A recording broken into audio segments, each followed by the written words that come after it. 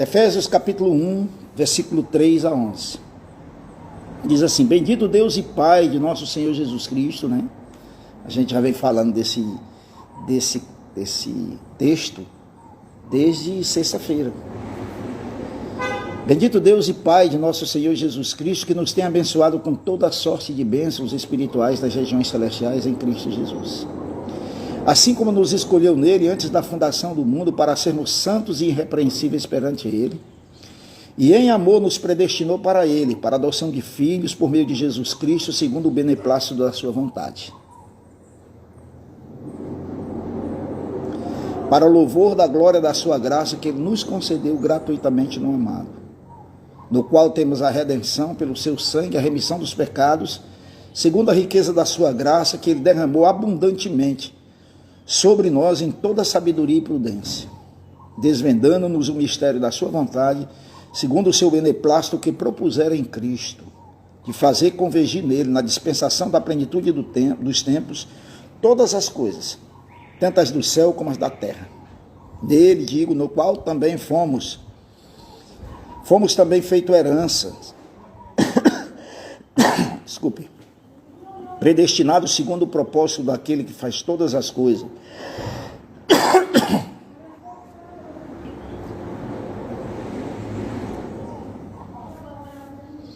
conforme o conselho da sua vontade, a fim de sermos para o louvor da sua glória, nós, os que de antemão esperamos em Cristo, em quem também vós, depois que ouvistes a palavra da verdade, o evangelho da vossa salvação, tendo nele também crido, fostes selados com o Espírito Santo da promessa, o qual é o penhor da nossa herança, até ao resgate da sua propriedade, em louvor da sua glória.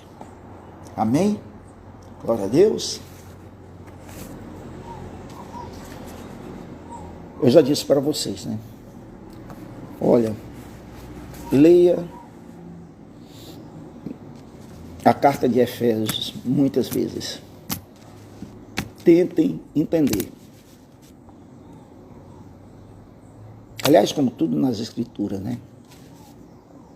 A gente tem que ler a Bíblia como quem come uma comida gostosa, saborosa. Você vai degustando, né? Você vai degustando. Cada palavra, cada frase. Porque é daí que vem o nosso alimento espiritual.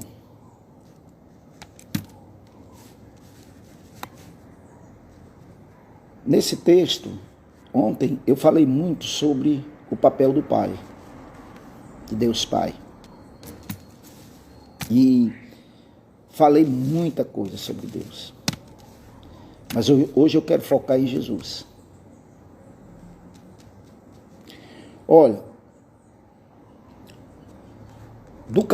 do versículo 1, porque eu estou lendo aqui a partir do versículo 3, até o versículo 14, nesses 14 primeiros versículos, o nome de Jesus, ou referência a ele, são repetidas pelo apóstolo 15 vezes. Cada versículo, Jesus é mencionado. Cada versículo. Bendito Deus e Pai de nosso Senhor Jesus Cristo, que tem nos abençoado com toda a sorte de bênçãos espirituais nas regiões celestiais, em Cristo. Assim como nos escolheu em Cristo, nele, antes da fundação do mundo, para sermos santos e irrepreensíveis perante ele em amor, e em amor nos predestinou para ele, para a adoção dos filhos por meio de Jesus. Jesus Cristo, segundo o beneplácito da sua vontade, para o louvor da glória da sua graça que ele nos concedeu gratuitamente no amado. No qual, no amado, temos a redenção pelo seu sangue, a remissão dos nossos pecados, segundo a riqueza da sua graça, que Deus derramou abundantemente sobre nós em toda a sabedoria e prudência, desvendando o mistério da sua vontade, segundo o beneplácito que propusera em Cristo.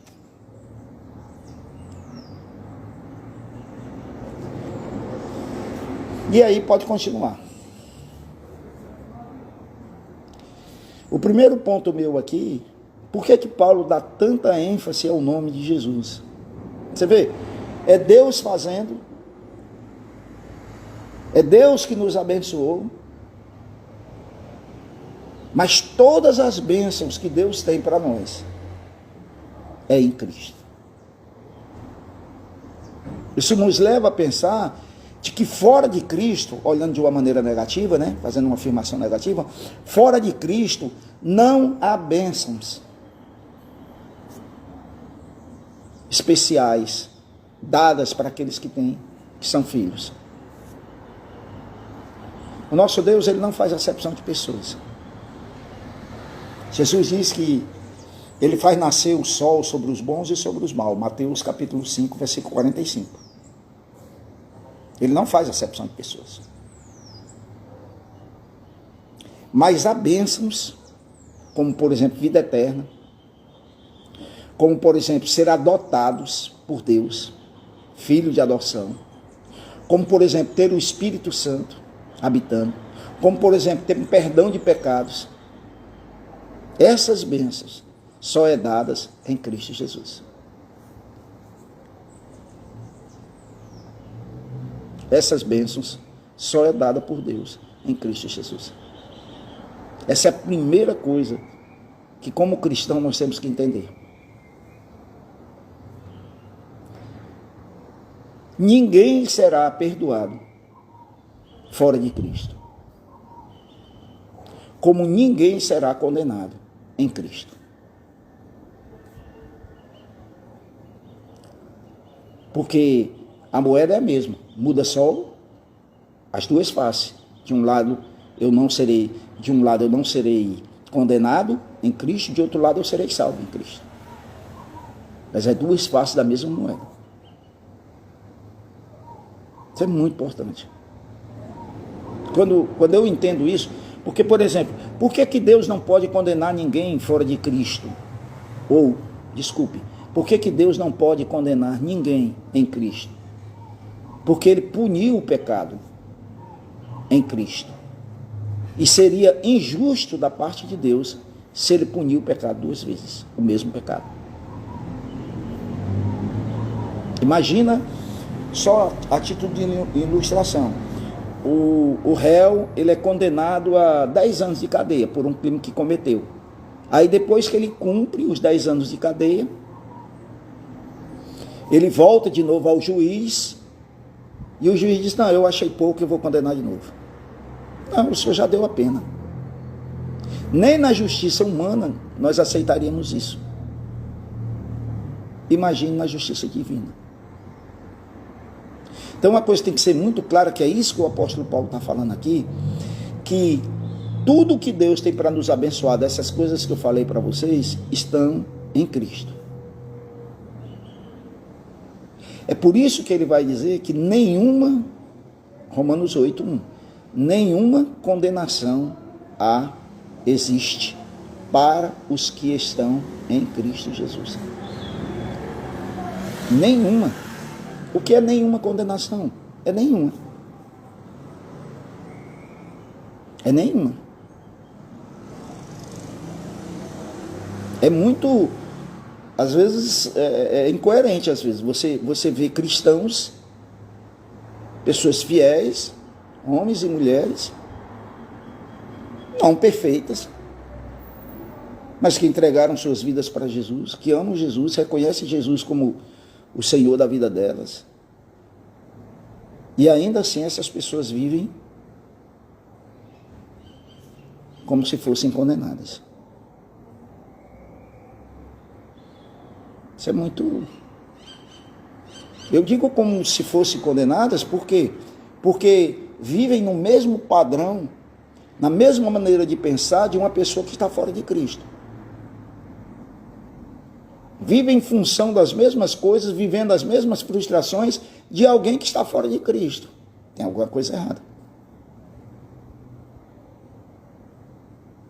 Os problemitos da nossa vida, eles vêm e vão. Isso faz parte. Nós estamos num mundo caído, nós temos uma natureza caída, o céu não é aqui. Não quer dizer que eu vou fazer da minha vida um inferno.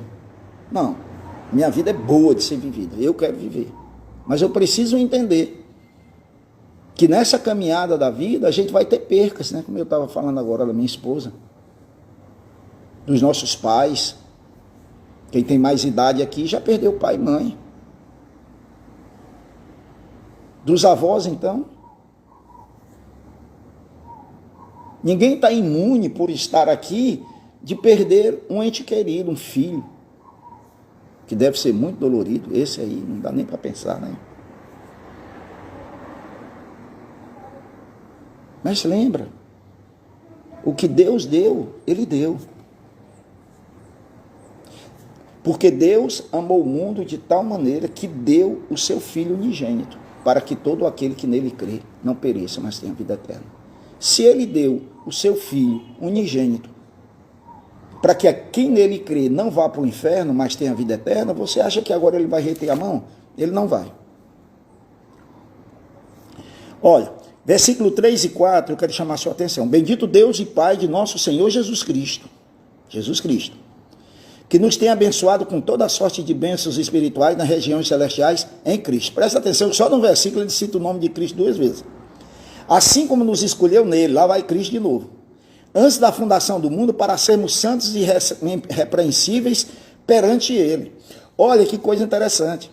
Deus nos abençoou no tempo e na eternidade. No tempo e na eternidade.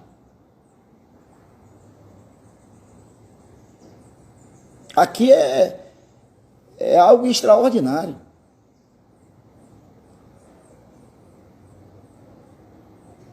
Quer dizer, eu estou aqui, mas já estou abençoado por toda a eternidade em Cristo. Não por mérito, não por algo que tenha feito, não por merecimento, mas porque Deus decidiu em Cristo me abençoar, lhe abençoar.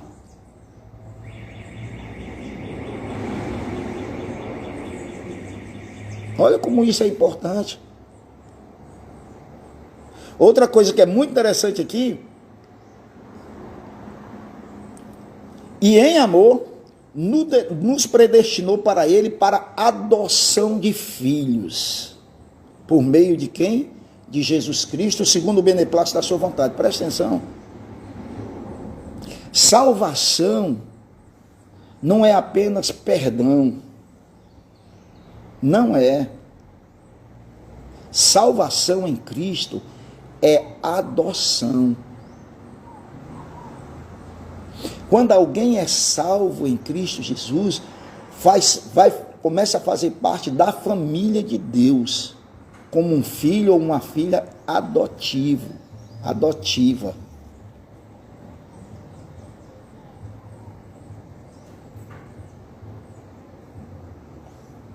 A igreja, isso é dito no Novo Testamento,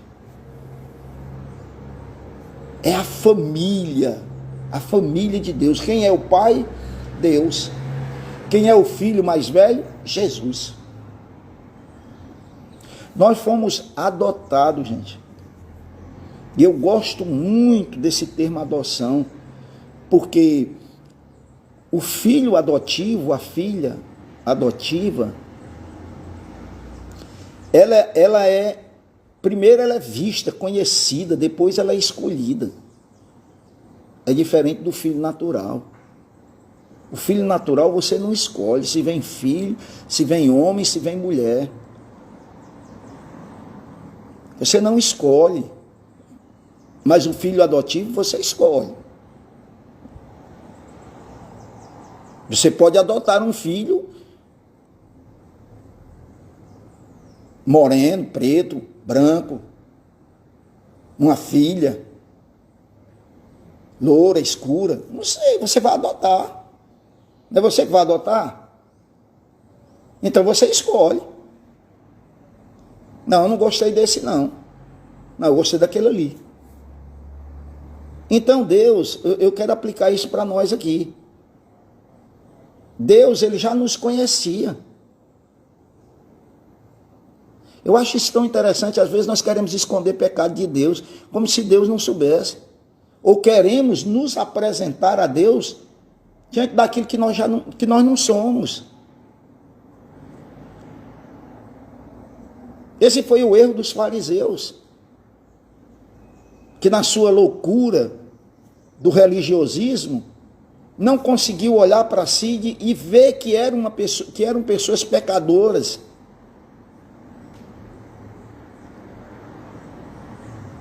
E que tentavam se auto-justificar por meio de orações, de doações, de conhecimento. Não, Deus ele nos adotou. Esse é um termo de tribunal, isso é um termo forense. E lembra disso, um filho adotado, ele tem os mesmos direitos que um filho natural. Tem participação da mesma herança de um filho natural. Olha como isso é maravilhoso. Jesus Cristo é o filho natural, é o nosso irmão mais velho.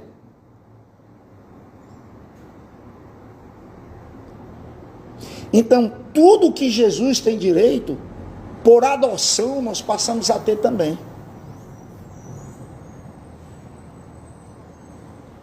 Isso não é importante? Isso não é maravilhoso?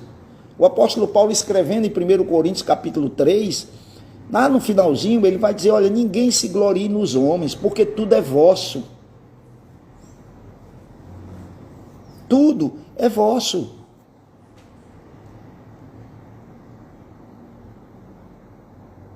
Em Romanos ele vai dizer que nós somos herdeiros de Deus e co-herdeiros com Cristo, ou em Cristo. O que o apóstolo está dizendo?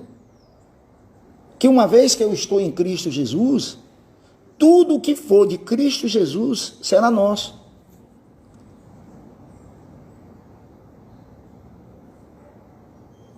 Isso é muito lindo. Jesus, ele compartilha tudo o que é dele. Olha que irmão amoroso que nós temos.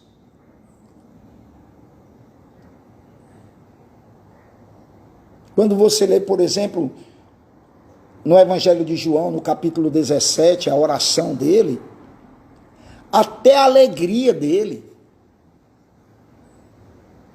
ele diz, a fim de que o gozo, a alegria que está em mim, estejam neles também.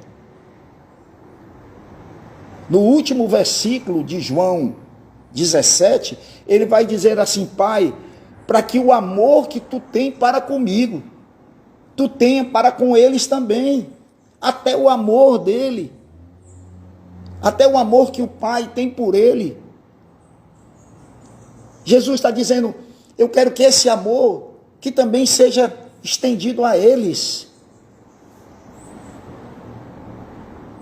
Olha que irmão precioso que nós temos.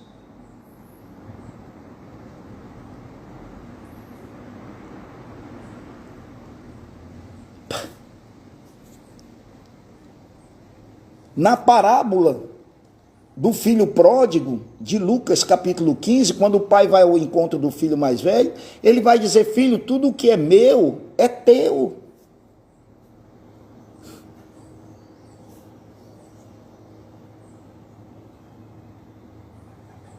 Jesus, ele ressuscitou para não morrer nunca mais. Por que que diz que Jesus é o primeiro? Por que que diz que ele é o primogênito? Porque ele ressuscitou. Ora, no Velho Testamento havia ressurreições. Houve ressurreições. Também como no Novo Testamento. O próprio Jesus mesmo ressuscitou pessoas. Paulo ressuscitou. Lembra daquele jovem lá, chamado Eutico? Paulo ressuscitou aquele jovem que caiu lá do segundo andar, terceiro andar do prédio que eles estavam. Mas essas pessoas ressuscitaram para morrer de novo.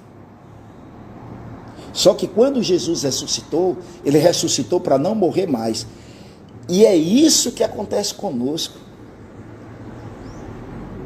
É por isso que quando Jesus diz em João capítulo 11, aquele que vive e crer em mim, nunca morrerá, porque nunca morrerá. Ainda que morra, viverá. Por quê? Porque uma vez que nós estamos em Cristo Jesus, a morte já foi tirada da nossa vida. Gostei dessa jogada aqui, né? Em Cristo Jesus não há mais morte. Ah, pastor, mas eu acabei de sepultar sepultei minha esposa. Sim. Eu sepultei o corpo. Eu não sepultei minha esposa. Porque a minha esposa está em glória, não como esposa.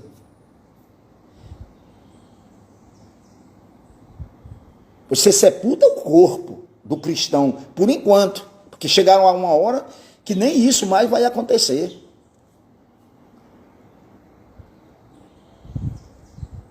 Cemitério não vai existir. Não vai existir coveiro. Para onde nós estamos indo. Não, você não vai precisar comprar um terreno para enterrar ninguém mais. Olha como isso é verdadeiro. Em Mateus capítulo 22, quando Jesus está numa discussão, né, com os saduceus, que era o grupo, a aristocracia, né? É esses caras que tinham o poder do templo, não eram os fariseus. Os fariseus eram povão. Os saduceus não. Os saduceus, eles eram que dominavam, eles tinham poder, político, financeiro, religioso, esse é o cara. Só que esses camaradas, eles não criam em quase nada. Eles não criam em anjos. Eles não criam na vida depois da morte. Eles não criam em nada. Mais ou menos eles criam em Deus, mais ou menos, muito leve. Mas é dos religiosos. E nesse embate que eles estão tendo com Jesus, que ele está tratando a questão da ressurreição, eles contam aquela história, lembra daquele moço que casou, da mulher que casou com sete irmãos? Que casou com 7 maridos, e aí, depois de tudo, ela morreu também, e a pergunta deles é, se na ressurreição ela vai ser esposa de quem? Se casou com os 7. Aí Jesus diz uma coisa interessante. Vocês erram porque vocês não conhecem as Escrituras nem o poder de Deus. Era o erro deles. Eles não conheciam uma palavra e nem conheciam o poder de Deus. Vocês nunca ouviram dizer que Deus é o Deus de Abraão, de Isaac e de Jacó? Ora, Jesus está falando isso, Abraão viveu 2000 anos antes dele. E por que Jesus vai citar isso? Ele vai explicar. Deus é Deus de vivo, Deus não é Deus de morto. Abraão é vivo.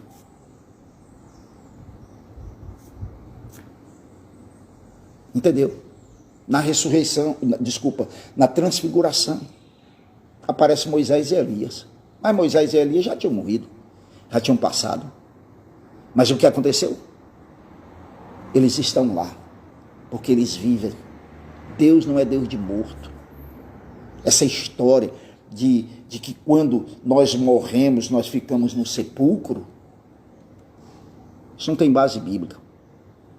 Não tem base bíblica. Alguém faz essas interpretações olhando para o livro de Eclesiastes, que vai dizer que assim como morre um animal, morre o homem. Mas ele está falando da morte física. O animal não tem alma, não tem espírito, nós temos.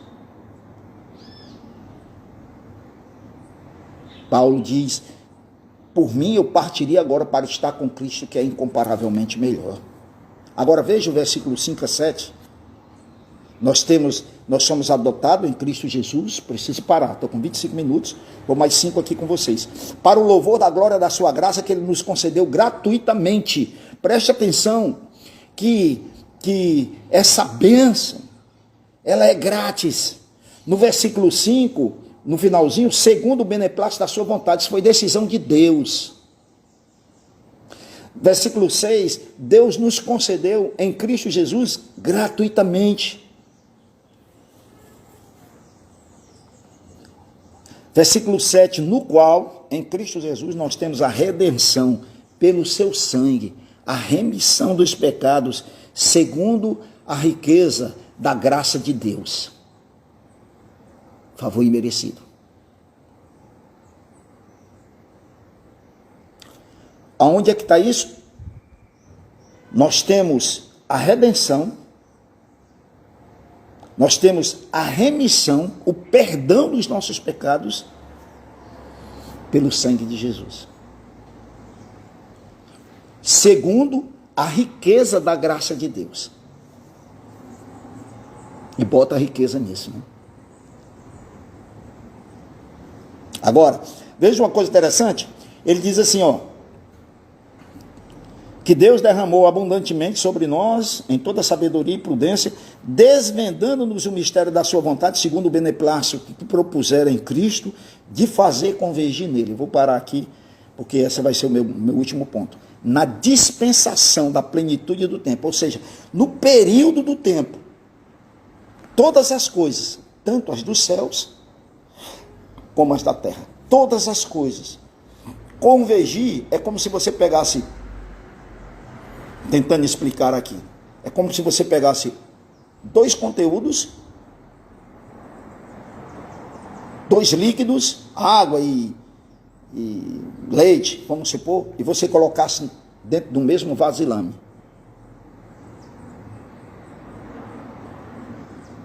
Dentro da mesma panela.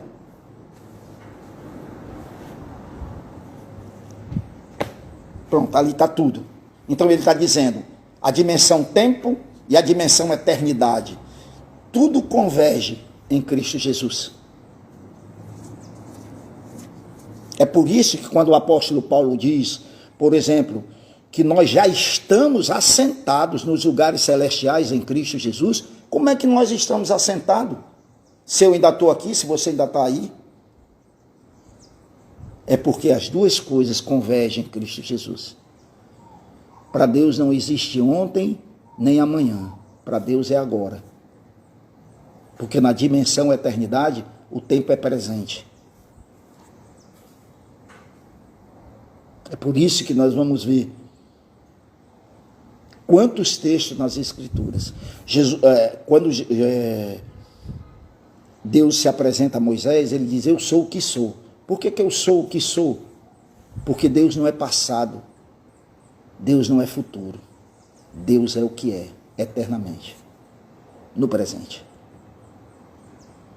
Faz sentido aqui? Há muito para explorar aqui. Mas lembra disso?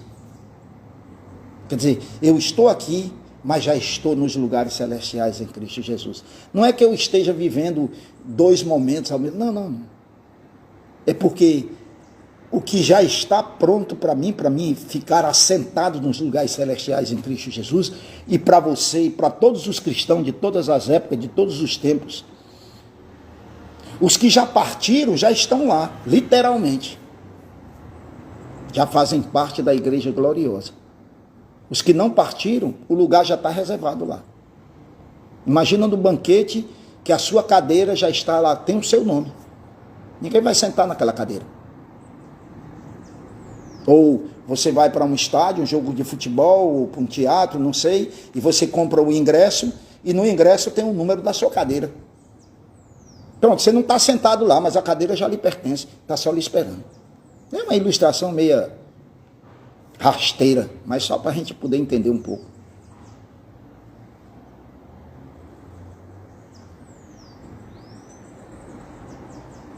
Não é verdade? Isso é muito importante, amado. Se encham, deixem-se inundar com isso. E vocês vão perceber. Olha, quando isso entra dentro de nós, gente, aí a gente desassocia prejuízo de condenação, de falta de bênção. Não, nós já estamos.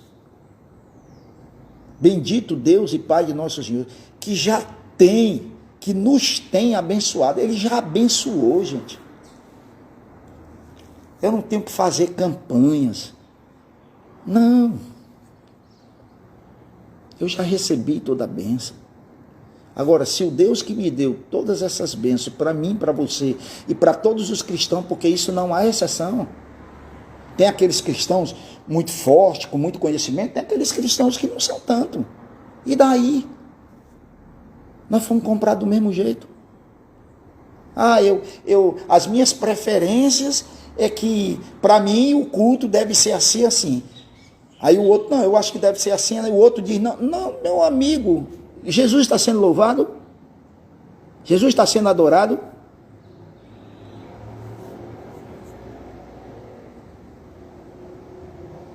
Uma vez alguém comentou comigo, eu não gostei do culto hoje. Muitos anos atrás, muitos anos mesmo. Eu não gostei do culto hoje. Eu disse para ele, no dia que a gente fizer um culto para lhe agradar, eu te aviso. No dia que esse culto for feito para agradar alguém fora Cristo, nós vamos te avisar. Aí você vem, a gente vai fazer um culto para lhe agradar. Não, meu amigo. Se Jesus está sendo pregado, se a palavra está sendo anunciada, não está sendo deturpada, se essas verdades estão sendo anunciadas, acredite. Esse culto é cristão.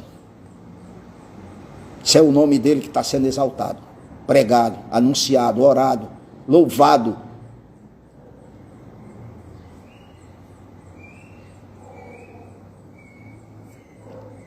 Porque eu não gosto desse modelo de culto. Então não vá. Vá para um modelo de culto que você gosta. Porque você tem que ir para um lugar que você se sinta bem para adorar. Não é que aquele modelo é o certo e esse modelo é o certo. Não. De jeito nenhum. Os dois são certos. Está errado na sua cabeça. Um modelo sim e um modelo... O modelo A ou o modelo B. Na tua cabeça funciona assim. Mas Cristo está sendo exaltado, glorificado, pregado, anunciado. Pessoas estão se convertendo a Cristo,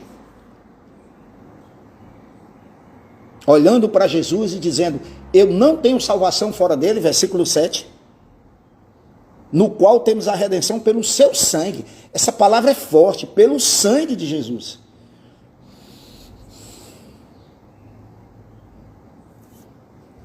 Se você vai prosperar, se você não vai prosperar, louvado seja o nome do Senhor, filho.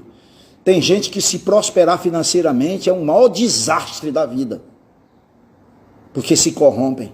Então fica passando dificuldade, porque pelo menos tu ora mais. Tu depende mais de Deus.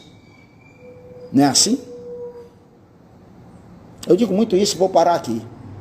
Se o nosso sofrimento nos aproxima de Cristo, se as nossas dificuldades nos aproximam de Cristo, acredite, isso no final das contas é bênção. A minha mãe, né, eu estou vendo aqui meu primo participando, ele conhece a minha história. E a minha mãe, ela entregou a vida dela para Jesus, depois que surgiu um câncer na vida dela e foi fatal. Foi fatal. Trouxe muito sofrimento para ela e para nós, como filhos. Agora, lembra o que ela está pensando hoje na eternidade? Ela deve estar dizendo que bênção foi aquele câncer, porque aquele câncer me levou a Cristo.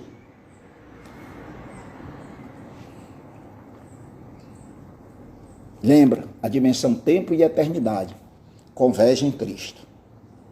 Convergem em Cristo. Faz sentido? Algum empresário que quebrou que apartou, mas foi nessa quebra que apartou que ele se aproximou de Jesus, porque antes ele não iria. E ele vai dizer que bênção foi aquele prejuízo. Agora, na eternidade, ele vai dizer isso. Enquanto que outros que vieram arrebentados. E aí prosperaram e esqueceram de Cristo.